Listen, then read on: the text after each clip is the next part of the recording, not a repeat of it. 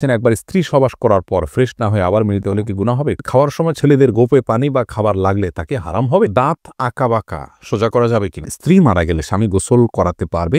আর কি কি করণীয় আছে স্বামীর জন্য? নারীরা উচ্চ আওয়াজে কোরআন তেলাওয়াত করতে পারবেন কি না? যাদের অল্প দাড়ি তাদের চাপ দাড়ি উঠানোর জন্য কি ওষুধ ব্যবহার করা যাবে? টয়লেটে থাকা অবস্থায় যদি আজান শুরু হয় তখন কি আজান উত্তর দিতে পারি? টাক মাথায় চুল লাগানো যাবে কিনা? মাঝে মাঝে প্রস্রাবের পর পিচ্ছিল তরল জাতীয় কিছু গেলে কি শরীর বা কাপড় নাপাক হবে? মহিলারা যদি অজু করা অবস্থায় কোনো পুরুষ দেখে ফেলে তাহলে কি অজু থাকবে? বাজনা ছাড়া নুপুর পরা যাবে কিনা? হাতে তালি দেওয়া কি জায়েজ আছে? অনেকে বলে হারাম। এটা ইসলামের বিধান কি? কন্যা সন্তানকে কত বছর বয়স পর্যন্ত মায়ের বুকের দুধ পান করানো যায়? মেয়েদের কি পশু পাখি জবাই করা জায়েজ আছে? চলি আমরা প্রশ্ন উত্তর দেওয়ার পর্বে। এমনি বাপ্পি জানতে চেয়েছেন, আমি টয়লেটে থাকা অবস্থায় যদি আজান শুরু হয় তখন কি আজান উত্তর দিতে পারি? না ভাই, আপনি অপেক্ষা করবেন, বের হয়ে আজান উত্তর দিয়ে দিবেন। আফরিন সুলতান জান্নাত আপনি জানতে চেয়েছেন, বাজনা ছাড়া নুপুর পরা যাবে কিনা? জীবন আপনি নুপুর পড়তে পারেন যদি সেটাতে বাজনা না থাকে এবং বাহিরে আপনি যখন পড়ে যাবেন সেটা আপনার পায়ে থাকতে পারে, কোনো অসুবিধা নেই। সাহাবায়ে কেরামের মধ্যে থেকে অনেকে নুপুর পড়েছেন, অনেক মহিলা সাহাবীরা নুপুর পড়েছেন, এরকমটি হাদিস দ্বারা স্পষ্টভাবে আমরা জানতে পারি। জহিরুদ্দিন মোহাম্মদ বাবর জানতে চেয়েছেন, হাতে তালি দেওয়া কি জায়েজ আছে? অনেকে বলে হারাম। এটা ইসলামের বিধান কি? হাতে তালি দেওয়া এটাকে হারাম বলার সরাসরি কোনো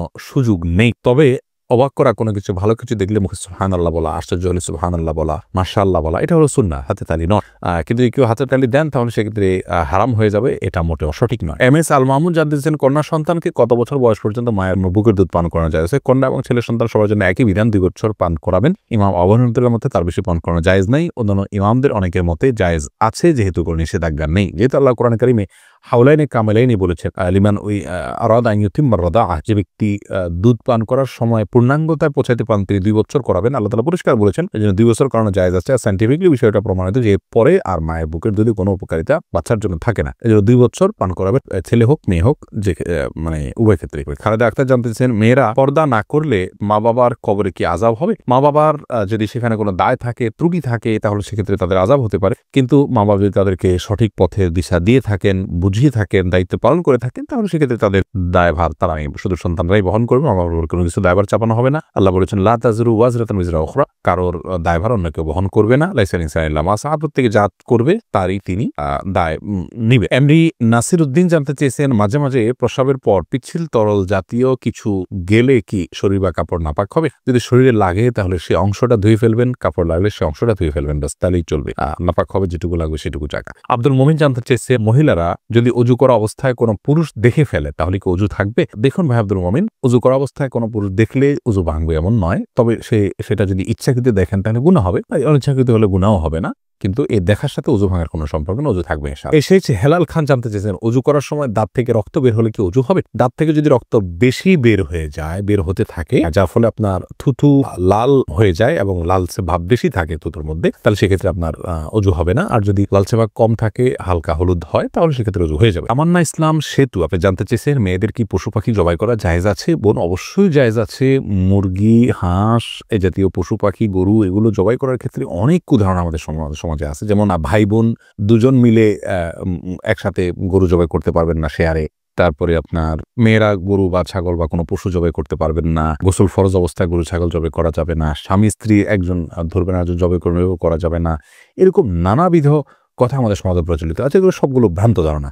ছেলেরা যেমন জবাই করতে পারবেন, মেয়েরাও কিন্তু সেভাবে আপনার জবাই করতে পারবেন, কোনো অসুবিধা নেই। জবের যে শর্ত আছে বিসমিল্লাহ আল্লাহু আকবার বলে জবাই করে ফেলবেন। রবিউল ইসলাম জানতে চেয়েছে, কোনো কিছুতে পা লাগলে সালাম করা কি জায়েজ? না ভাই, কোনো কিছুতে পাও লাগলে সেখানে হাত দিয়ে সালাম করতে হবে। হাত দিয়ে যদি সালাম হয় না, পা শুয়ে এটাকে সম্মান করে কোনো কথা নেই। কিন্তু আমাদের সমাজ যেহেতু পাও লাগাটাকে অসম্মান মনে করা হয়, এটা ওরফ, আর ওরফের একটা এতেবার এবং গ্রহণযোগ্যতা ইসলামী শরীয়তে আছে, যার কারণে কারোর গায়ে পাও লাগলে সেটা লাথি দেওয়ার সাথে কিছুটা সাদৃশ্যপূর্ণ হওয়ার কারণে আমাদের সমাজ এটাকে দূষণীয় মনে করে। আরবেনরা দূষণীয় মনে করে না, তারা জন্য পাওয়া লাগলেও এটাকে কিছু মনে করে না। তো আমাদের সমাজে যদি দূষণীয় মনে করা হয়, সেহেতু যার গায়ে পাওয়া লেগেছে তাকে যদি আপনি একটু টাচ করে আপনি আসলে পাওয়া লাগাতে চাননি, হাত লাগাতে চেয়েছেন অথবা অশ্রদ্ধা করতে চান, এটা বোঝাতে চান, তাহলে সেটা ঠিক আছে, এটাতে দোষের কিছু নেই। তবে এর মানে এই নয় যে তাকে আপনি সালাম দিবেন। ভাই রাশেদুল ইসলাম রুবেল আপনি জানতে চেয়েছেন, টাক মাথায় চুল লাগানো যাবে কিনা, এ ব্যাপারে ইসলামের কোনো বিধিনিষেধ আছে কিনা? ভাই রাশেদ, টাক মাথায় চুল, আলগা চুল লাগানোর ব্যাপারটি একজন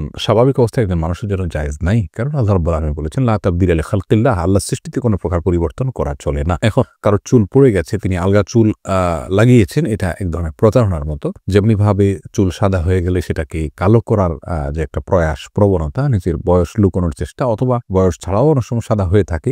তো এই যে নিজের অবস্থার পরিবর্তন করার চেষ্টা, এই জিনিসটাকে ইসলাম ভালোভাবে দেখে না। অতএব এটাকে স্বাভাবিকভাবে রেখে দেওয়াটাই উচিত, এবং এখানে কোনো প্রকার লুকোচুরি করা এটা অনুচিত এবং অসুন্দর। আব্দুল্লাহ জানতে চেয়েছেন, নারীরা উচ্চ আওয়াজে কোরআন তেলাওয়াত করতে পারবেন কি না? ভাই আব্দুল্লাহ, নারীরা উচ্চ আওয়াজে কোরআন তেলাওয়াত করতে পারবেন, তবে সেটি পরপুরুষের কান পর্যন্ত যেন না পৌঁছে সে ব্যাপারে চেষ্টা করতে হবে।